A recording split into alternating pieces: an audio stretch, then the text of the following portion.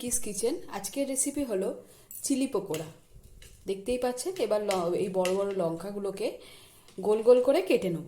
এরকমভাবে গোল গোল করে কেটে নিতে হবে, গোল করে কেটে নিতে হবে। আর মাঝখানেগুলো যেগুলো থাকবে সেগুলো বের করে দিতে হবে। এতে লঙ্কার ঝালটা কম লাগে, আর এমনিতে এই লঙ্কাটা একটু ঝাল কমই হয়। এই লঙ্কা দিয়ে আচারও তৈরি হয়। আর এর সাথে আমি এই গোল গোল কাটা লঙ্কাগুলোতে দিয়ে দেবো বেসন।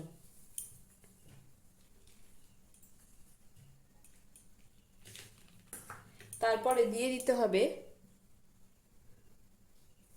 হলুদের গুঁড়ো, স্বাদ মতো নুন দিয়ে ভালো করে মিক্স করতে হবে। অল্প একটু জল দিয়ে দিয়ে মাখবেন।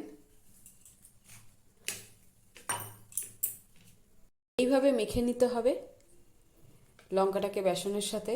এটা গুজরাটিদের খুব একটা নামকরা খাবারের মধ্যে চিলি পকোড়া। পরে এটাকে ডিপ ফ্রাই করতে হবে।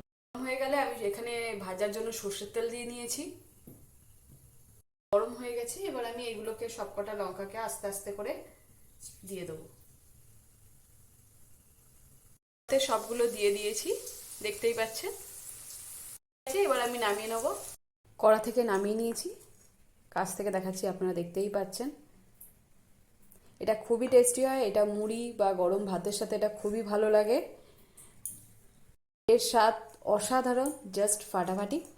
আপনারা একবার হলে এটা বাড়িতে বানিয়ে দেখবেন, অবশ্যই ভালো লাগবে। আর প্লিজ চ্যানেলটাকে লাইক অ্যান্ড সাবস্ক্রাইব করবেন। Thank you.